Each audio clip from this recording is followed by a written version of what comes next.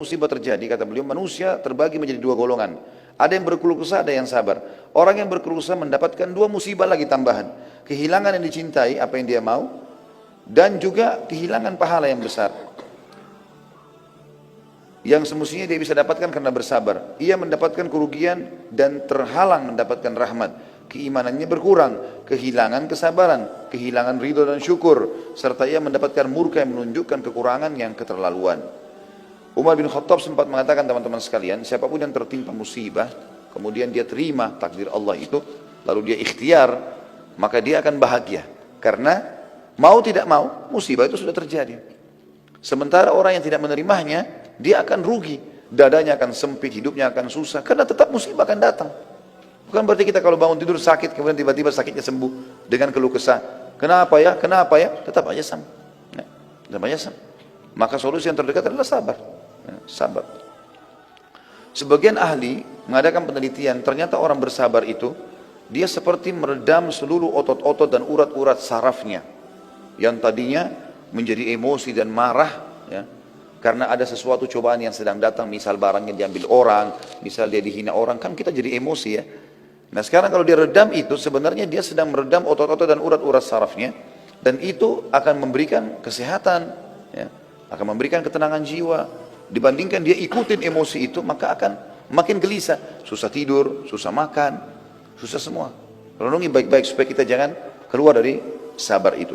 Adapun orang yang diberikan taufik untuk bersabar ketika mendapatkan musibah-musibah ini, lalu menahan dirinya dari sikap marah, baik ucapan maupun perbuatan, mengharap pahala yang di sisi Allah, dan ia tahu bahwa pahala yang didapatkannya dengan kesabaran itu lebih besar daripada musibah yang diperolehnya. Bahkan musibah itu suatu kenikmatan baginya, karena musibah menjadi jalan untuk meraih apa yang lebih baik dan lebih bermanfaat baginya daripadanya, dari masalah yang sedang dihadapi. Dan berarti ia telah melaksanakan perintah Allah dan meraih pahala. Oleh karena itu Allah subhanahu wa ta'ala berfirman, "Mubasysyiris sabirin," dan sampaikanlah kabar gembira kepada orang-orang yang sabar. Padahal sabar jelas harus menghadapi masalah, tapi Allah bilang berita gembira buat mereka, yakni beritakanlah kabar gembira kepada mereka bahwa mereka akan disempurnakan pahala mereka dengan tanpa batas. Orang-orang yang bersabarlah yang mendapatkan berita gembira yang besar dan anugerah yang besar. Kemudian Allah menyifati mereka juga dalam firman-Nya, alladzina idza asabathum musibah, yaitu orang-orang yang apabila ditimpa bagi mereka musibah, yakni segala sesuatu yang menyakitkan hati atau badan atau keduanya, sebagaimana telah disebutkan sebelumnya. Jadi ada saatnya memang. Jangan teman-teman begitu ada musibah, kenapa ya? Maksudnya kenapa ini bukan berkeluh kesah kayak tidak menerima takdir Allah. Tidak, kita terima. Tapi kalau kita bertanya, kenapa bisa terjadi misalnya, tujuannya untuk mencari jalan keluar itu nggak ada masalah. Tapi kalau untuk berkeluh kesah ini yang dilarang, karena pahalanya hilang. Qalu inna lillah, mereka mengucapkan kami milik Allah, yakni hamba-hamba kepunyaan Allah yang diatur menurut perintahnya. Kita tidak memiliki sedikit pun dari jiwa dan harta kita. Jika Allah menguji kita dengan sesuatu darinya, berarti Allah yang paling penyayang di antara para penyayang telah mempergunakan milik dan hartanya. Tidak bisa ada yang menghalanginya. Bahkan merupakan kesempurnaan penghambaan hamba ialah ia tahu bahwa terjadinya bencana itu datangnya dari Allah, Raja yang maha bijaksana, yang lebih penyayang kepada hamba-hambanya daripada dirinya sendiri. Sedikit makna potongan di sini. Kadang-kadang subhanallah teman-teman sekalian, ada dosa yang kita lakukan, kita nggak tahu bobotnya dosa itu, dan tidak cukup dengan istighfar. Mungkin istighfar kita tidak cukup, maka Allah datangkan cobaan. Ada sebuah hadis menjelaskan, masih itu hadis sahih riwayat Imam Ahmad. Kata Nabi SAW, ada dosa-dosa yang tidak bisa dimaafkan dengan istighfar, tidak cukup. Maka Allah ujikan padanya penyakit. Di sini kata ulama hadis, bisa saja penyakit, bisa saja gangguan orang, bisa saja apa saja. Jadi ternyata Allah tidak mau kita nanti di akhirat disiksa berat dengan dosa itu, maka Allah cobakan dengan cobaan. Sisi yang lain, bisa saja sesuatu yang hilang dari dia, memang lebih baik hilang dari dia. Memang Allah mau itu hilang dari dia. Asal kita teman-teman sekalian berada di rel jalannya Allah, nggak usah khawatir. Walaupun kita merasa saya suka, saya begini, nggak usah peduli dengan itu, nggak ada masalah. Mungkin tidak jadi menikah sama si fulan, mungkin tidak jadi usaha ini, mungkin tidak jadi masuk sekolah di sana, kuliah di sana, mungkin selalu sangka baik dengan Allah. Allah lebih tahu, asal kita berada di jalan yang benar. Kata Nabi SAW, Allah berfirman dalam hadis qudsi, ana inda dhanni abdi bi, saya sesuai dengan prasangkaan hamba-hambaku. Kata beliau, oleh karena itu ia berkewajiban untuk ridho kepada Allah dan bersyukur kepadanya atas bimbingannya kepada apa yang lebih baik bagi hambanya, meskipun ia tidak mengetahuinya. Di samping kita adalah hamba-hamba miliknya Allah, kita juga akan kembali kepadanya pada hari yang dijanjikan. Lalu setiap orang yang beramal diberi balasan karena amalnya. Jika kita bersabar dan mengharapkan pahala, maka kita mendapatkan pahala kita dengan sempurna di sisinya. Sebaliknya, jika kita berkeluh kesah dan tidak suka, maka kita tidak mendapatkan bagian selain kemurkaan dan luput mendapatkan pahala. Menyadari bahwa hamba adalah milik Allah dan akan kembali kepadanya merupakan faktor kesabaran yang terbesar. Ulaika, tafsirnya, mereka itulah, yakni orang-orang yang disifati dengan kesabaran tersebut.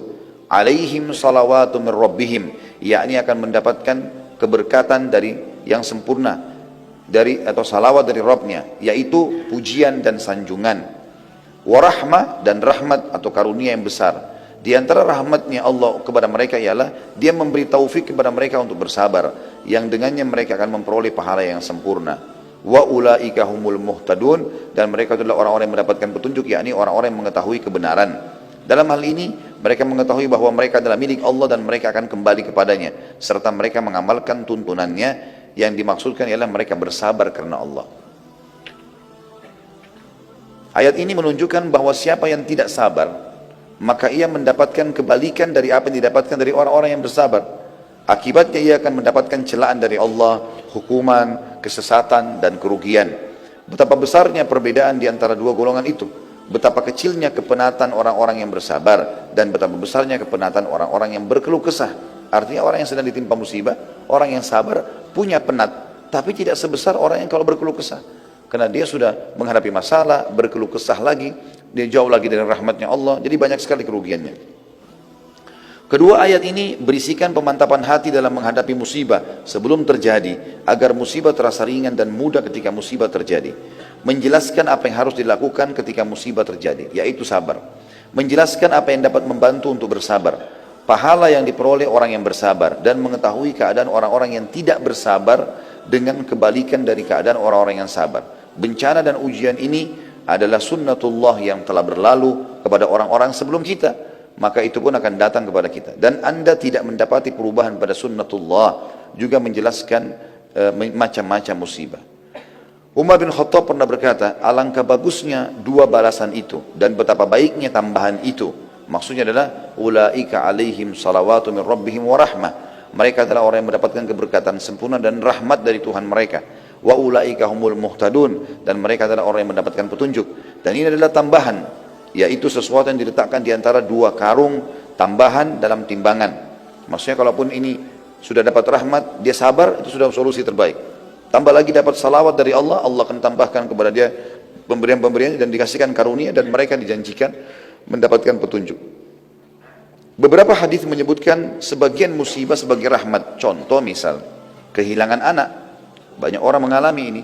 Tentu variasi, ada orang melalui ada musibah yang semua merata kita kena, seperti lapar, haus, dan seterusnya.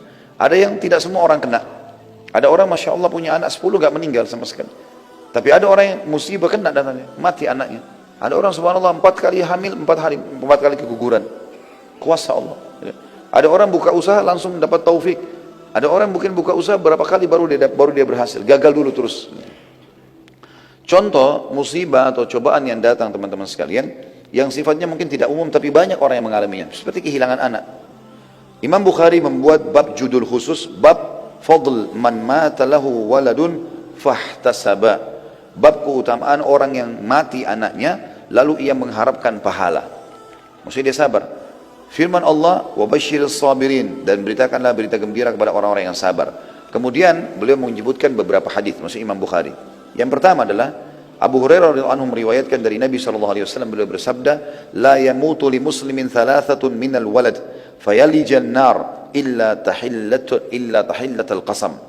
Tidaklah seorang muslim mengalami kematian 3 anak lalu ia masuk neraka kecuali hanya sekedar berlalu saja.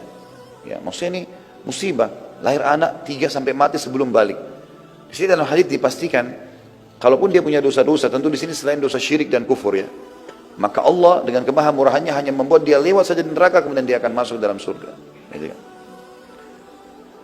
Muhammad bin Ismail Bukhari juga mencantumkan hadis-hadis menjelaskan firman Allah dalam surah Maryam ayat 71, wa in minkum illa wariduha, dan tidak ada seorang pun dari kalian melainkan akan mendatangi neraka itu. Maryam 71. Hadisnya beliau angkat, Abu Hurairah radhiyallahu anhu meriwayatkan Rasulullah SAW bersabda kepada kaum wanita Ansar pada saat menafsirkan ayat ini juga, la yamutu li ihdakunna thalathatun minal waladi fatahtasibah illa dakhalatil jannah faqalat imra'atun minhunna aw ithnaini ya Rasulullah qala aw ithnain. Tidaklah kata Nabi SAW ceramah di depan para wanita-wanita muslimah pada saat di Madinah dari kaum Ansar, tidaklah salah seorang dari kalian mengalami kematian 3 anak lalu mengharapkan pahala sabar, melainkan pasti masuk surga. Seorang wanita yang hadir sempat bertanya, bagaimana dengan kehilangan 2 anak wahai utusan Allah? Kata Nabi SAW, ya, kehilangan 2 anak juga termasuk. Perawi hadis Abu Hurairah mengatakan, saya yakin kalau ada wanita juga bertanya, bagaimana dengan 1 ya Rasulullah? Maka Rasulullah SAW pun akan mengatakan 1 juga.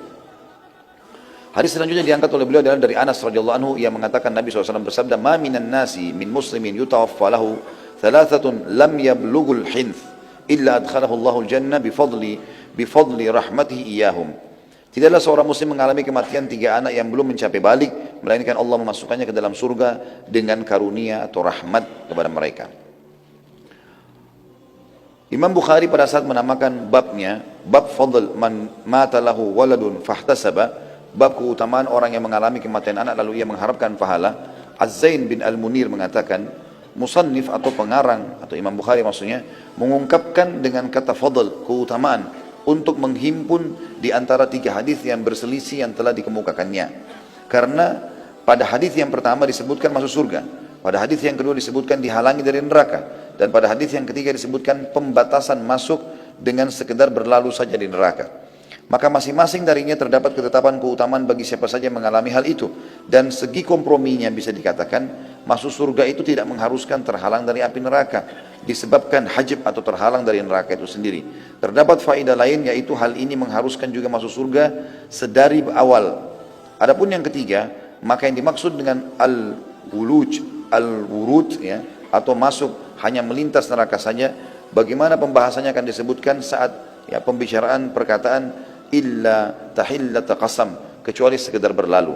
Orang yang melintas di atasnya ada beberapa macam, di antara mereka ada yang tidak mendengar desisan neraka. Mereka ada juga orang-orang yang telah ada untuk mereka tetapkan yang baik dari Allah bagi mereka, sebagaimana disebutkan dalam Al-Quran. Jadi tidak ada kontradiksi ya, antara masuk surga dan terhalang dari neraka. Bukhari juga mengungkapkan dengan perkataannya walad atau anak, karena ini mencakup 1 anak atau lebih. Meskipun bab ini telah dibatasi dengan 3 atau 2 anak, akan tapi pada sebagian jalur riwayat disebutkan juga 1 anak masuk di dalamnya. Jadi hadis ini tidak ada sama sekali permasalahan atau persisian di antara mereka. Artinya ada orang tergantung kadar kesabarannya.